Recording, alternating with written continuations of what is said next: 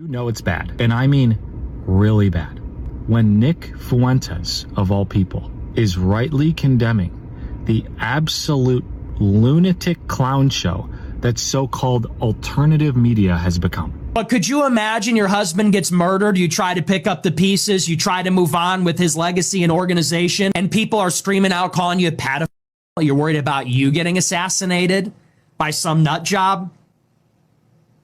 It's insane. And there needs to be accountability. In my opinion, this is a very bad situation for alternative media. Because the reason that alternative media became so popular is because it was filling a gap. There was a need for it. Why? Because the legacy mainstream media, we all knew, was lying about everything. The reason you're watching a 27-year-old live streamer is because the New York Times, the Washington Post is a regulated press. But let me tell you, this situation with the Charlie Kirk conspiracy, this is a major blow to the credibility of all these alternative media people. I really think that alternative media has become a bubble. I think it reached a high watermark, and I think we have handed a huge advantage back to the legacy media. I think a lot of normal people are getting a little bit of fatigue. I'm talking people like Candace Owens, Tucker Carlson, Megyn Kelly, Ian Carroll, Sean Ryan, Tim Dillon, Theo Vaughn, even Joe Rogan. I mean, we are so off the reservation at this point in podcast land. That was supposed to be the truth-telling antidote to the lying mainstream media. But right now, the biggest faces in alternative media are making CNN look like the good guys. To the point, might I reemphasize, that Nick Fuentes, of all people, is jumping ship. I'm telling you guys, if you're still listening to people like Tucker, if you're still listening to people like Candace Owens, might I politely and out of love tell you that you're retarded.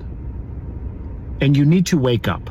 And you need to reassess your values. And you need to reassess your epistemology. In other words, how you know things are true. And you need to reassess your spiritual and mental health. Because I truly don't believe that people still falling for the crap spewed in these alternative media spaces are even remotely spiritually healthy people. I'm telling you this out of love. We need to reclaim truth and how we derive truth. And we need to bring back a standard of truth that applies to everybody, mainstream media and alternative included. And I think these people in the alternative media space that I mentioned have had a little bit too fun playing fast and loose with the truth. And now we're here to the point where it's so freaking crazy that Nick Fuentes, of all people, is jumping ship. Just let that sink in. Have a wonderful day. You know it's...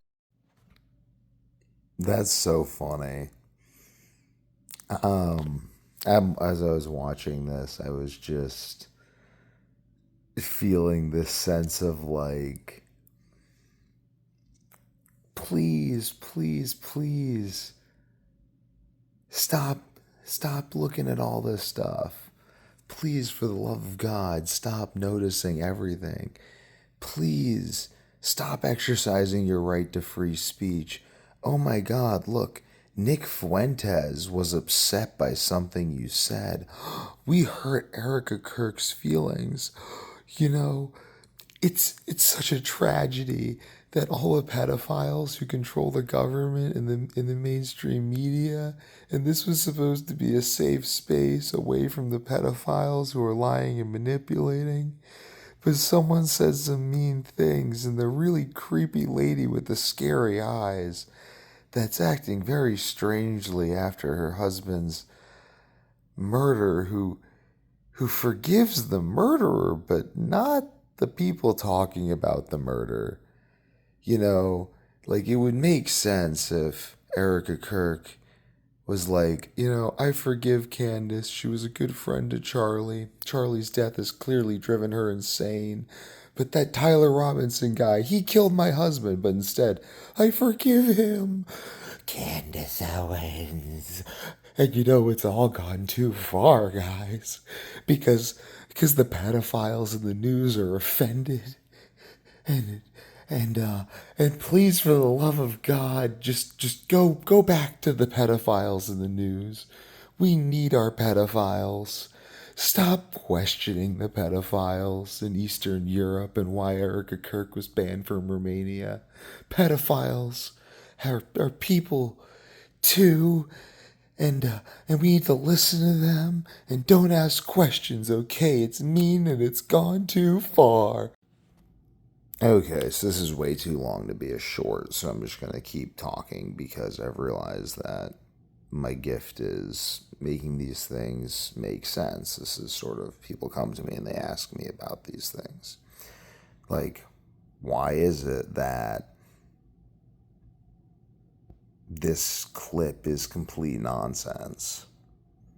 You see something like this, and like, I haven't been following the Erica Kirk, Tyler Robinson trial at all because I have decided long ago, when I looked into 9/11's official story, that I was just going to obtain as much personal power as I possibly could because I could not trust the system of power that existed.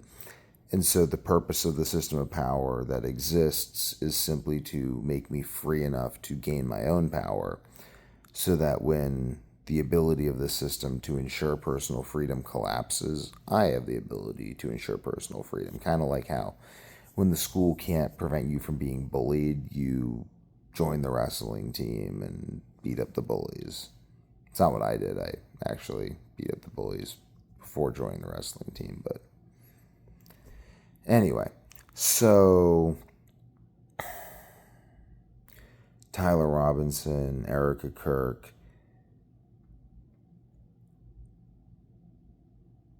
This,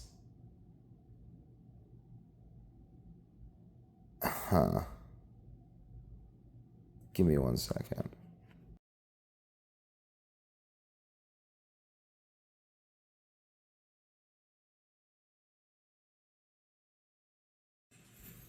So, yes, I did just go verify whether or not he's Jewish. Nothing against Jews, just literally nothing against Jews. But just wanted to look into it because people claim it's like they're all Jews. I'm like, he's not Jewish, so. But he is very pro-Jew, and I don't know, I'm no issue with that. I think they're just noticing things like, I'm very suspicious of Israel, but I'm not anti-Jew. So I'm going to talk a lot about this to spread nuance, because I think nuance defeats the cockroaches. So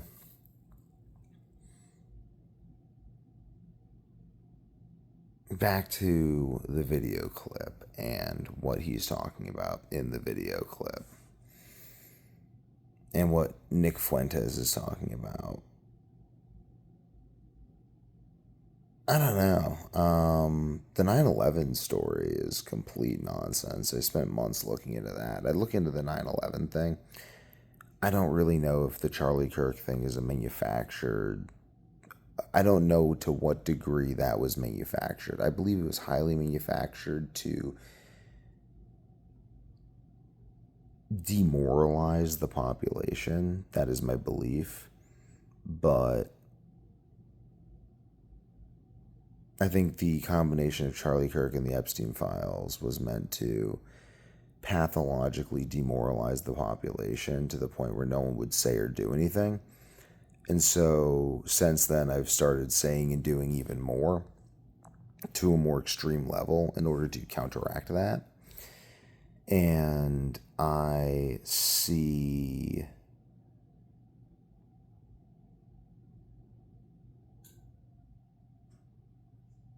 how do I put this? I see what's going on right now as a reaction to the fact that the demoralization effort did not work. And the reason I believe it did not work is because I think that Americans are fundamentally different from Europeans because there's selection bias. You couldn't run a study on Americans versus Europeans, or you couldn't run a study on Americans and not control for Americans versus Europeans in terms of willingness to get up and move your entire life for the hope of a better one. I've worked with people. Getting people to change is the hardest thing in the world. And I can definitively tell you that this continent being full of people who were so determined to change their life that they actually moved somewhere across an ocean means a great deal. So what we're going to be seeing over the next few years is the demoralization efforts fail because of people like Ian Carroll, Candace Owens, myself, who, even if we say things that are incorrect, we're still honest people. And he's positing a fundamentally absurd idea, which is that if honest people make honest mistakes, then we need to listen to pedophiles, and that honesty was a mistake, which doesn't make any sense.